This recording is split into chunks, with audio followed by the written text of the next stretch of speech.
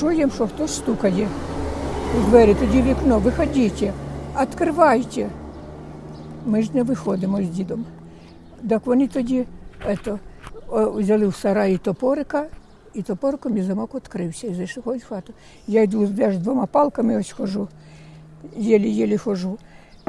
Я йду впереді, дідо заросший, бо ж не було ж нічого, ні світу, здравствуйте, нічого ж не було, дідо заросший, борода.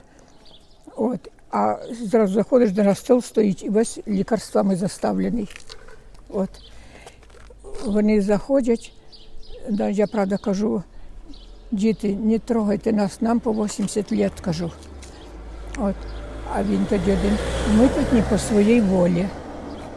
А тоді каже, а як сусіди?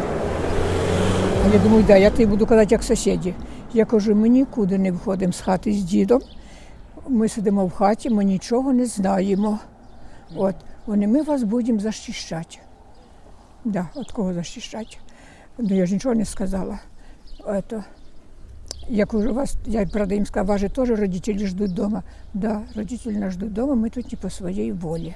І вони пішли. Оказується, тоді, через півчаса, ця сусідка, в нас там фіртушка, хата, то далі, біжить до нас, молода, десь до 50 років. Забор десь поламали? Так, да, вони забор поламали. Вона каже, вона їхала із чоловіком, була у Боярці, вони друзі поїхали, бо це ж тут таке робилося. От. А тоді чоловік каже, на машині вони поїхали за свої. А тоді чоловік каже, що поїдемо додому. Вони мене все одно дзвонили, питали, як хата стоїть, кажу, стоїть, але кажу, стріляють день і ніч. Не на минуту заснути нельзя, я молилась Богу день і ніч. От. А вони ж таки їхали, і ось тут на цій ж нашій вулиці, його стріляють, вони їхали, і його вбивають. Да, його за хатами танки стояли. Боже, да вони ось сусіди у погребі держали. У погребі держали. І тут ось сусіда із жіночкою держали у погребі 5 днів. Це страшне. А стріляли, да хай Господь відвертає. Я день і ніч молилась Богу. День і ніч молилася. І зараз молюся, звісно, щоб ця війна до Бога скінчилася, щоб дай Господь Бог дав здоров'я нашим військовим, щоб видворили і відстріляли цього російського агресора, щоб розуміли цього Путіна, де він узявся страшиліше на нашу голову.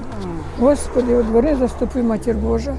Що ж ми, ні світу, ні води, ні газу, ми ж у пальто в зимньому, і лежали, і все, холодіна ж у хаті. Це страшне, нас волонтери вивезли в Київ. Сусіди, правда, слава Богу, дивились за хатою, і собака, в нас така хороша собачечка, овчарка. Ми хотіли ж відпустити її, а сусіди кажуть, не відпускайте, каже, ми будемо кормити. Це страшне було. Це ж кажу, слава Богу, що це і Коля, він з ними йшов з такими руками, я старичкам несу, мені треба покормити старичків, ніс нам. Нас виручали, ой, так вони багато, він так нас багато виручав, і де гранатачки дрова привозив діду топить же, бо чим же топить було того костра. От. Страшне, звісно, страшне.